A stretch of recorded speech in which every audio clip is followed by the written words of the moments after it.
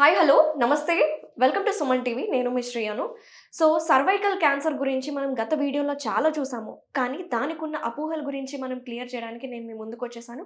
So అసలు cervical cancer ఉన్న వాళ్ళు ఎలాంటి జాగ్రత్తలు తీసుకోవాలి, అలాగే హెచ్పివి వ్యాక్సిన్ ఇంపార్టెన్స్ ఏంటి, కామన్గా ఉమెన్స్కి వచ్చే క్యాన్సర్స్ గురించి కూడా డిస్కస్ చేయడానికి ప్రెసెంట్ మనతో పాటు ఉన్నారు ప్రముఖ senior gynae oncologist doctor Sai Lakshmi Diana గారు ఉన్నారు ఫ్రమ్ అపోలో హాస్పిటల్స్ నుంచి. మేడంతో మాట్లాడి కంప్లీట్ డీటెయిల్స్ తెలుసుకుందాం. నమస్తే మేడం. నమస్తే. ఎలా ఉన్నారు ma'am? I'm good. Thank you. So madam, endometrial cancer, అలాగే సర్వైకల్ క్యాన్సర్, బ్రెస్ట్ క్యాన్సర్ ఇలాంటి కామన్ క్యాన్సర్స్ ఎక్కువగా ఈ మధ్య కాలంలో విమెన్స్‌లో ఇన్సిడెంట్ రేట్ అనేది పెరిగిపోతుంది. సో దీనికి రీజన్స్ ఏంటి? ఒకసారి చెప్పండి. లుక్ అండి, క్యాన్సర్ కాజ్ చేసే మ్యూటేషన్ కారణం మన బాడీలో జరిగే చేంజెస్ ఎప్పుడూ జరుగుతూనే ఉన్నాయి. బట్ మన బాడీకి రిపేర్ చేసుకునే గుణం ఉంది. సో మన బాడీలో ఎన్నో తేడాలు జరుగుతున్నా కూడా అది రిపేర్ అవుతూ ఉంటుంది. బట్ ఈ మధ్యన దానికి రిపేర్ అయ్యే అంత టైం మనం ఇవ్వట్లేదు. బాడీని, మైండ్‌ని కంటిన్యూయస్‌లీ స్ట్రెస్‌లో పెడుతున్నాము. కారణమని అనుకుంటున్నాము. బికాజ్ ఎంతో విపరీతంగా బ్రెస్ట్ క్యాన్సర్ కేసెస్ పెరుగుతున్నాయి ఇండియాలో. అవును. గర్భసంచి క్యాన్సర్లు కూడా విపరీతంగా పెరుగుతున్నాయి. ఒకప్పుడు 50, 55, 60 దాటిన వాళ్ళల్లో చూసే క్యాన్సర్స్ ఇప్పుడు 30-40 మధ్యలో చూస్తున్నాము. యెస్. ఫుడ్ మారింది, స్లీపింగ్ ప్యాటర్న్ మారింది, ఎక్సర్సైజ్ లెవెల్స్ మారినాయి, ఇంట్లో చేసే పనులు ఎక్సెట్రా అవి మారినాయి. దాంతోపాటు ఒక మనిషి విపరీతమైన స్ట్రెస్ తీసుకుంటున్నాడు. ఆర్ విమెన్, చిల్డ్రన్ మొత్తం ఎవరికి వాళ్ళు ఎప్పుడు స్ట్రెస్‌లోనే ఉంటున్నారు. రైట్. అండ్ దీని మూలంగా మన బాడీలో జరిగే చిన్న చిన్న తేడాలు మన బాడీ వాటిని తీసేయలేకపోతుంది. ఆ తేడాన్ని మనం రెస్ట్ తీసుకునే టైంలో ఈ సెల్స్‌లో జరిగే మ్యూటేషన్స్‌ని బాడీ తీసేస్తుంది. అవును. డెడ్ సెల్స్ కింద మారుస్తుంది. ఆ డెడ్ సెల్స్ మన బాడీలోంచి వెళ్ళిపోతాయి. మళ్ళీ మనం రిఫ్రెష్ అవుతాము. ఆ బాడీకి అంత రెస్ట్ ఇవ్వట్లేదు మనుషులు ఈ మధ్యన. దాంతోపాటు polluted food, polluted air, everything is polluted, అంతా కల్తీ. సో ఐ థింక్ మనిషి అన్ని రకాలుగా డ్యామేజ్ అవుతున్నారు.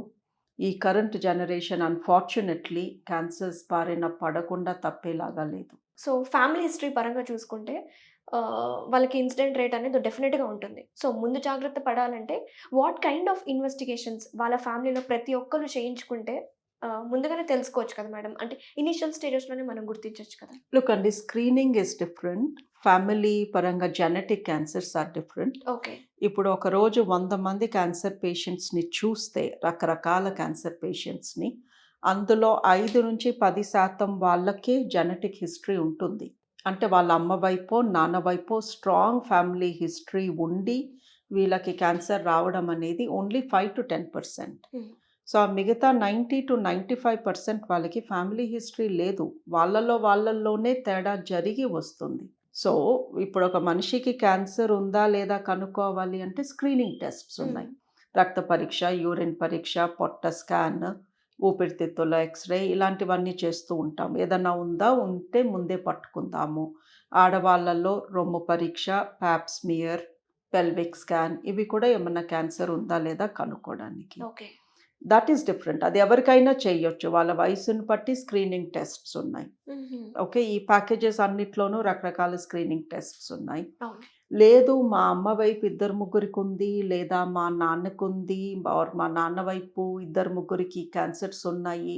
నాకిప్పుడు ఏమీ లేదు, నేను బాగున్నాను, బట్ నాకు వస్తుందా అని కనుక్కోవాలంటే జెనెటిక్ టెస్ట్స్ ఉన్నాయి. ఓకే. వీటిని బ్లడ్ టెస్ట్స్ అంటాము. ఆ బ్లడ్ టెస్ట్‌లో వీళ్ళ ఫ్యామిలీ మెంబర్స్ నుంచి వీళ్ళకి ఏదన్నా క్యాన్సర్ వచ్చే జీన్ వీళ్ళలోకి వచ్చిందా అలా కనుక్కునే టెస్ట్ కూడా ఉంది. సో ఈ మధ్యన ఫ్యామిలీ హిస్టరీ తెలుస్తుంది. క్యాన్సర్ పేషెంట్స్ ఎంతోమంది బతుకుతున్నారు. అవును. ఇప్పుడు అమ్మకి యూట్రైన్ క్యాన్సర్ వచ్చింది అనుకోండి, లేదా కోలాన్ క్యాన్సర్ వచ్చింది. ఆవిడ ట్రీట్మెంట్ తీసుకొని బతికే ఉన్నారు. Then we do the test on the mother. ఆవిడకి ఏమన్నా జెనెటికల్లీ వాళ్ళ పిల్లలకి ఇవ్వగలదా ఇదే cancer gene. Okay. So cancer పేషెంట్స్‌ని టెస్ట్ చేస్తున్నాము. బ్రెస్ట్ క్యాన్సర్ పేషెంట్స్‌ని, ఓవరీ క్యాన్సర్ పేషెంట్స్‌ని వాళ్ళ రక్తంలో టెస్ట్ చేస్తున్నాము. వాళ్ళకున్న ఈ క్యాన్సర్‌కి కారణం ఉందా? ఉంటే అది వాళ్ళ పిల్లలకి కానీ పాస్ అయిందా? ఓకే. పాస్ అయ్యే ఛాన్స్ ఉందా? టెస్ట్ చేసి వాళ్ళకి కానీ పాజిటివ్ వస్తే వాళ్ళ ఫ్యామిలీ మెంబర్స్కి చెప్తున్నాము, ఓకే. ఈవిడకున్న క్యాన్సర్ మీకు రావచ్చు. ఆడపిల్లకైతే సేమ్ అదే టైప్ క్యాన్సర్ రావచ్చు. ఆవిడ కొడుకులకి వేరే రకం క్యాన్సర్లు రావచ్చు. సో వాళ్ళు ఏమేం పరీక్షలు ఎంత ఫ్రీక్వెంట్గా చేయించుకోవాలి. Okay. That is called cancer gene test. అది రక్తంలో చేస్తాము. ఫ్యామిలీ హిస్టరీ ఉంటే ఓకే. యావరేజ్ కాస్ట్ 15,000 to 20,000 ఉంది ఆ టెస్ట్. బట్ అది మళ్ళీ ఎప్పుడు రిపీట్ చేయ అవసరం లేదు. Validity is for life. Okay. ఇంకోటి మేడం, సర్వైకల్ క్యాన్సర్ గురించి లాస్ట్ టైం మనం చాలా వీడియోస్ చేసినాము. వి ఫోకస్డ్ ఆన్ హెచ్పివి వ్యాక్సినేషన్ గురించి మాట్లాడుకున్నాము. ఇది 12 ఇయర్స్ పిల్లల నుంచి ఇవ్వాలి అని. సో కొంతమంది ఈ మధ్య కాలంలో అవేర్నెస్ పెరిగి ఒక 27, 30 ఇయర్స్, 35 ఇయర్స్ అప్పుడు వ్యాక్సినేషన్ తీసుకున్నా సరే ఉపయోగం అనేది ఉంటుందా లేదా ఉండదా? లుక్ అండి, ఈ క్యాన్సర్ ఉపయోగపడాలి అంటే ఆ మనిషిలో ఇంతకు ముందు వ్యాక్సిన్కి ముందు హెచ్పివి ఉండకూడదు. హెచ్పివి సెక్స్ ద్వారా మనిషిలోకి వెళ్తుంది. సో వ్యాక్సిన్ ఉపయోగపడాలి అంటే ఆ మనిషి సెక్స్ చేసి ఉండకూడదు. ఓకే.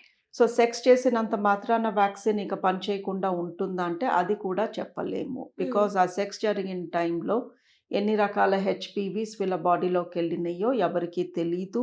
అది కనుక్కోవడానికి ఒక పరీక్ష లేదు. ఓకే. సో బేసికలీ ఇది ఎవరికి ఉపయోగపడుతుంది అంటే అసలు సెక్స్ అనే దానికి ఎక్స్పోజ్ కానీ వయసులో ఉన్న వాళ్ళకి డెఫినెట్లీ ఉపయోగపడుతుంది. అది 20-year-old అవ్వచ్చు, 12-year-old అవ్వచ్చు, 35-year-old అవ్వచ్చు. ఓకే. సో ఇప్పుడు సెక్స్ చేసినంత మాత్రాన వ్యాక్సిన్ పని చేయదు అని ఏమీ లేదు. బట్ చేస్తుంది అన్న గ్యారంటీ కూడా లేదు. సో ఆల్రెడీ సెక్షువల్లీ యాక్టివ్ పీపుల్లో చెప్తాము, మీరు వ్యాక్సిన్ తీసుకోవచ్చు, ఖచ్చితంగా తీసుకోవాలనుకుంటే. బట్ వ్యాక్సిన్ పైన భరోసా వేసి ప్యాప్స్మియర్ లాంటివి చేయించుకోకుండా ఉండొద్దు అని. హూఎవర్ టుక్ ద వ్యాక్సిన్ ఎవరైనా తీసుకున్నా సరే మళ్ళీ ప్యాప్స్మియర్ అనేది ఇంపార్టెంట్ అంటారు. యూజువల్లీ వ్యాక్సిన్ పిల్లలకి ఇస్తున్నామండి. వాళ్ళకి ప్యాప్స్మియర్ అవసరం పడేసరికి టైం పడుతుంది. సో ఈ పిల్లలు పెద్దలు అయ్యాక కూడా ప్యాప్స్మియర్ చేయించుకోవాలి. బట్ బేసికలీ సెక్షువల్లీ యాక్టివ్ ఉన్న పీపుల్ ఆర్ ఒకప్పుడు సెక్స్ చేసిన వాళ్ళకి వ్యాక్సిన్ అడిగితే ఇస్తున్నాము. బట్ వాళ్ళని ప్యాప్స్మియర్ కూడా కంపల్సరీగా చేయించుకోమంటున్నాము. Okay. But one benefit with the vaccine is pap smear cervix cancer రాకుండా ప్రొటెక్ట్ చేస్తుంది. ఓహో. బట్ ఈ హెచ్పివి వ్యాక్సిన్ నోటి క్యాన్సర్స్, గొంతు క్యాన్సర్స్, ఏనల్ సెక్స్ చేసే వాళ్ళలో ఏనల్ క్యాన్సర్స్ రాకుండా కాపాడుతుంది. సో మనం ప్యాప్స్మియర్ చేయించుకుంటూ సర్విక్స్ క్యాన్సర్ నుంచి ప్రొటెక్షన్ తెచ్చుకుంటున్నా హెచ్పివి వ్యాక్సిన్ వేపించుకుంటే ఓరల్ సెక్స్ చేసిన వాళ్ళకి ఓరల్ క్యాన్సర్, గొంతు క్యాన్సర్ వాటి నుంచి ప్రొటెక్షన్ ఉంటుంది.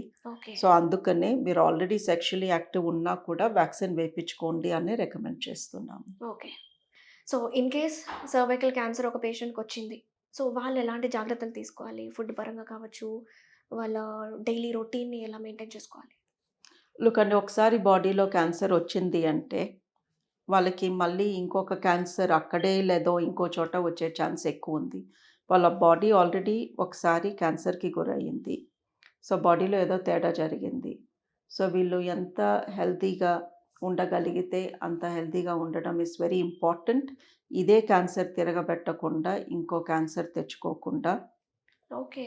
సో బాడీకి సరైన ఫుడ్, హెల్తీ ఫుడ్ పెట్టి సరిపడా ఎక్సర్సైజ్ ఇచ్చి అన్నెసెసరీ సబ్స్టెన్సెస్ జోలికి పోకుండా smoking, alcohol, excessive pollution, contaminate అయిన ఫుడ్, ఫుల్ ఆఫ్ ఫర్టిలైజర్ ఉన్న ఫుడ్ ఇలా కాకుండా లేజీ లైఫ్ స్టైల్ అడాప్ట్ చేయకుండా ఉంటే క్యాన్సర్ తిరగబెట్టకుండా ఉండే ఛాన్సెస్ ఎక్కువ. అండ్ వేరే క్యాన్సర్స్ అటాక్ అవ్వకుండా obviously. Yes. So this can be మరి క్యూరబుల్ అంటారా madam? Any cancer is curable first స్టేజ్లో వస్తే. ఫస్ట్ స్టేజ్లో రావాలి అంటే మీకు సిమ్టమ్స్ కూడా రాకముందే ఏదో ఒక పరీక్షలో దాన్ని పసిగట్టాలి. Very nice madam. Thank you so much madam. నమస్తే. Thank you. నమస్తే.